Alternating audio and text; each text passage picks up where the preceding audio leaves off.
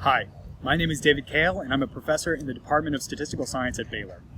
I've been following the Data Scholars program for the few years that it's been running, so I was really excited to be asked by Josh to give a talk at your graduation ceremony of sorts. Of course, this was before the ongoing coronavirus really got going and put us in the peculiar predicament in which we currently find ourselves, separated in space and communicating through screens. So when Josh reached out again to ask if I could do a video in an unconventional way by recording it, I thought I'd try to shoot it in an unconventional place. So here I am outside the Browning Library, which seems fitting given the occasion. And to be honest, it was a nice time for me to get back on campus, having been gone for nearly 2 months. So if nothing else I say satisfies, hopefully the view and sounds will. One aspect of being pre-recorded is that you don't actually have to sit and watch me, and I'm very well aware of that. So I'd like to get to the point as quickly as I can. I want to tell you 2 things today. The first is how you fit in, and the second is where you can go from here. So where you fit in. One of the awesome parts of this Data Scholars program is that it serves as a kind of on-ramp or an entree into data science ideas. I haven't seen the list for this year, but if the past is any indicator of the future, most of you are social scientists. Fewer are STEM types, and the rest of you come from the humanities. And I'm particularly interested in you last bunch, because I think it may be you who has the most to contribute, both in terms of advancing your own field where database strategies are so new, but also in advancing mine. Non-data science types have a long tradition of contributing back novel and really creative strategies for practical data analysis, from geophysicists to political scientists to medical doctors and ecologists, and I hope that you can contribute to that. I have 2 examples that I think illustrate the need for more and better data science. The first is in weapons of math destruction, and the second is the effective altruism movement. In Cathy O'Neil's fascinating book, Weapons of Math Destruction, How Big Data Increases Inequality and Threatens Democracy, highlights the need for conscientious and principled data science.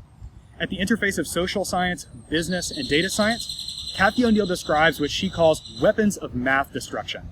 What is a weapon of math destruction? O'Neil defines weapons of math destruction as data science algorithms and models that have 3 properties. First, they're widespread and significantly affect people's lives.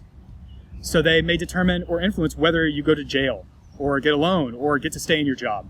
Second, they're secret or opaque. They're non-transparent.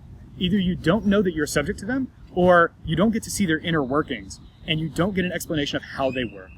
More, sometimes the inventor of the WMDs themselves don't know how to provide explanations for their conclusions. Third, they're often destructive, often fostering feedback loops that become self-fulfilling prophecies. In many cases, they bestow a kind of scientific veneer on latent and pernicious biases and end up perpetuating them as objective truths. One of her quintessential examples is recidivism scores. A recidivism score is a score assigned to an individual that attempts to predict whether that individual will have to be put back into jail or prison after being released for some previous wrongdoing. You may be surprised to learn that these models are used in some places in the American criminal justice system to varying degrees to influence things like sentencing, i.e. how long you'll stay in prison or jail, whether you get parole or whether you're given bail. Or maybe you're not surprised. In some ways, it makes perfect sense. If we know someone is going to commit more crimes, of course we want them to stay away from society. But O'Neil argues that that sense is wrong when it comes to how these things are actually carried out in practice. In particular, she claims the models use 2 types of data: interactions with police and police records, and questionnaires that have to do with their person, acquaintance, and so on. Since poor minority neighborhoods are well documented to have higher levels of policing and law enforcement scrutiny, she argues these models can become self-fulfilling prophecies. You're born into an underprivileged neighborhood, you have more interactions with police, and so do those around you. Your recidivism score increases, you get put in prison for longer, or you're more likely to be put in prison, and then you have a harder time reintegrating into society once you come out of prison. And for a variety of reasons, the same happens to those around you. She also argues that other information going into the scores are proxies, that is, they're kinds of surrogates, for race and class, for example, what your zip code is. It may seem obviously wrong if the recidivism scores were to include race as a determining factor. But if your zip code correlates with your race, is it okay to use your zip code? I find questions like that fascinating. They go not only to the basic social science of the endeavor, but to fundamental ethical and philosophical questions. Whether you agree with her arguments or not, I've been surprised to see how many complex and nuanced models are used in this way, and I encourage you to look into her book and others like it. Think more conscientiously about the data science you do and who it may affect. and be a voice for good. The second shorter example I thought I'd share with you comes from the effective altruism movement. If you're not familiar with the effective altruism movement, I describe it as using data and evidence-based strategies to do the most good, very much like in medicine. In lieu of describing it further, mischaracterizing it, or otherwise losing you to the birds, I'll point you to the really interesting book by Will MacAskill, Doing Better: How Effective Altruism Can Help You Make a Difference. The next thing I'd like to do is tell you about the next steps. One of the reasons I love the Data Scholars Program is that it serves as an entry point to data sciences in general at Baylor in a non-committal kind of what's this about kind of way. It's great for students who otherwise wouldn't have the ability to learn more about data science because they don't have time to jump into statistics or computer science or some other discipline that can bring data science to them in a more direct way. And in that sense, it's very democratizing. It's open to everyone, and it helps you hit the ground running with interesting problems. But of course, it's not the end. Data science isn't a road that has an end. It has paths, forks, merges, and occasionally vistas and scenic routes. So I thought I'd give you some recommendations, but to do that, I thought it would be helpful, especially if you're not familiar with the terrain, to first describe the landscape of what's out there, a kind of who does what. So first, the landscape. I should start this with a caveat that this is one person's perspective, and I encourage you to ask around to get more data from others to learn what's out there as well. While there are lots of people on campus working in data science, in my mind, there are only a few departments that form the core: statistics, computer science, and management and information systems. There are two others that I think contribute in really substantial ways: electrical engineering, insofar as it studies the cleaning of dirty signals or information theory, or to a lesser extent, the manufacturing of hardware on which to do the kinds of computations we do in data science; and mathematics, insofar as it works on either computational tasks related to data analysis or the mathematics of uncertainty quantification.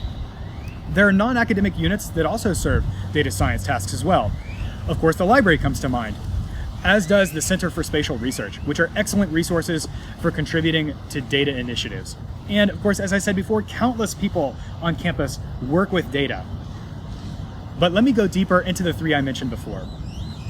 First, computer science. All computer scientists are interested in data, but the term data may mean something different to a computer scientist.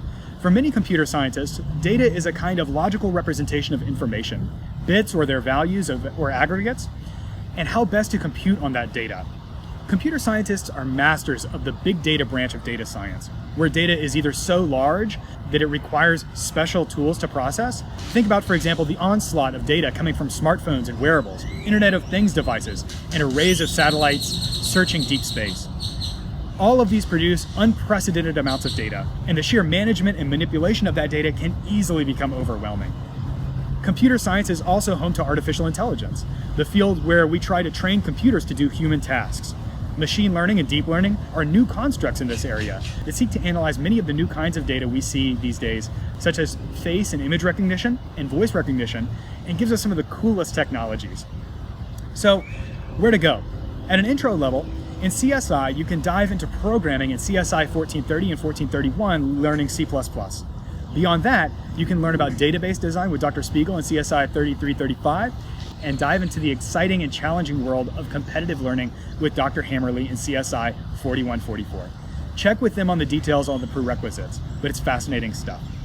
Management information systems is about the real-world use of data in a modern enterprise setting. Everything from information technology to securing your data to on-the-ground programs real-world business analysts use in their day-to-day lives. And you probably encountered some of these in your Data Scholars program.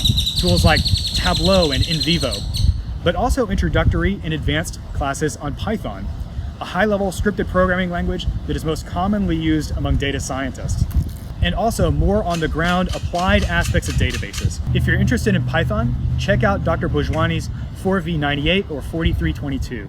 MIS 4340 and 4346 with Dr. Bojwani and Dr. Green also discusses databases. And if you're interested in business intelligence, check out MIS 4344 with Dr. Kim. Of course, I can speak best to statistics.